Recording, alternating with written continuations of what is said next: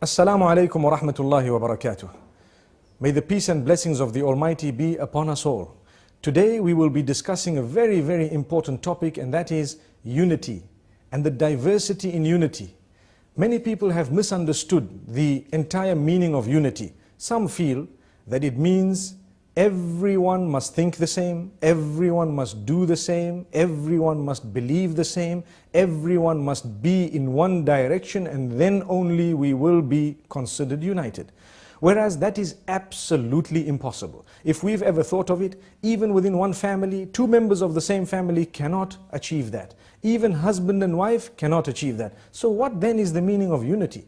When we stand united, we have certain common goals, and we have certain common items we'd like to achieve, the goals, the objectives, and we work towards them. And these are broad objectives. The fact that we can tolerate each other, sometimes you may even have a person whom we can be united with, but his aims and objectives are slightly different to ours. And when we say united, we stand together, we respect each other, we do not harm each other, we tolerate each other, we can engage with each other in discussion, possibly even in debate. Nothing wrong with a respectful debate in order to learn and not in order to hate each other and to draw lines. However, when we have that common purpose, we need to know primarily we are human beings. We all have a nose, we all have eyes, and we all have the faculties that we do have. We are all in need of oxygen, and we would all suffer if that oxygen was taken away. We all need water, we need food, and this is why we need to cooperate.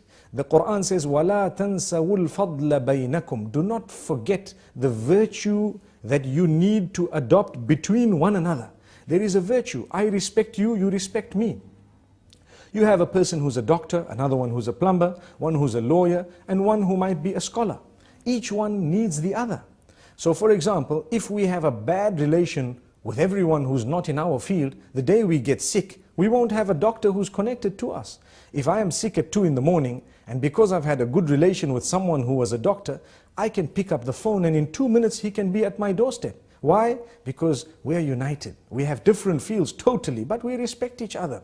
We smile at each other, we have a common goal, we share, we may even exchange gifts now and again, and we tolerate them in a great way. Sometimes people don't understand this, and this is why even the baker and the plumber, we never underestimate anyone to the degree that even the one who works for us, cleaning our place and so on, it could be us doing it tomorrow. May the Almighty grant us all good jobs, but we would require the one who has employed us to respect us. If there is no respect, there is no unity. But the minute there is respect, we stand a greater chance to be united, to stand united, and to face that which would be a challenge against us, standing as a united human being family, the family of humanity.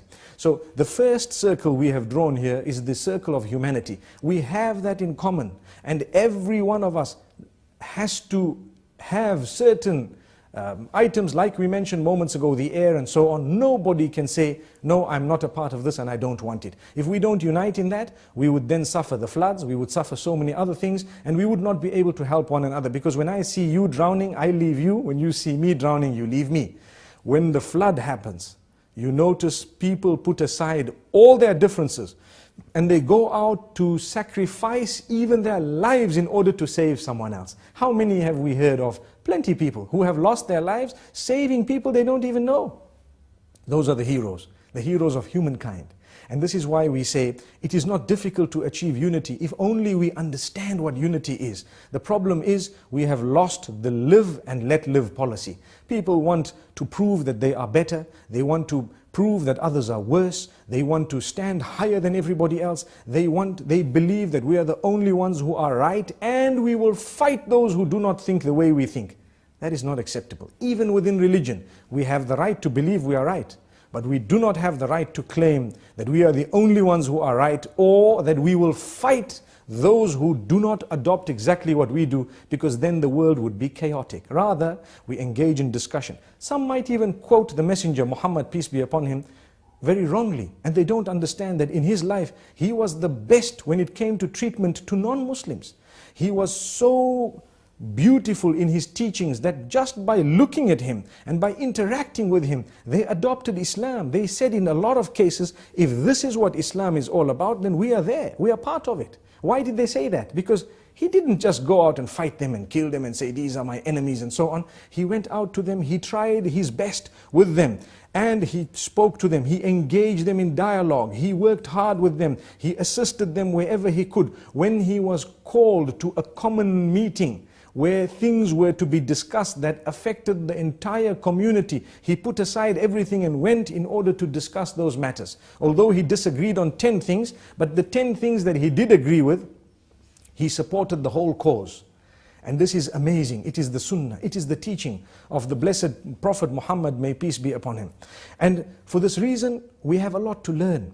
And we need to interact with our neighbors, with those whom we mix with on a daily basis, even on the road and on the street. If we are intolerant, it will result in disunity. And it will result in hatred. And hatred, as you know, it splits people up. It splits them into pieces. But rather, when we are courteous on the road, when we have so much goodness, when we concentrate on the commonalities, and we can engage, as I said, and I'm repeating this, as I said, we can engage people when it comes to discussing matters, possibly of religion, or matters of politics, matters of various other issues that people have difference of opinion on. It does not mean that because you support a different party or you belong to a different group of beliefs that you are disunited with the rest. No. Maybe we have disagreements in 5 items, but if you look at what we agree on, there are another 1,000 things which we agree on, commonalities. And for this reason we call on not only ourselves but the globe at large.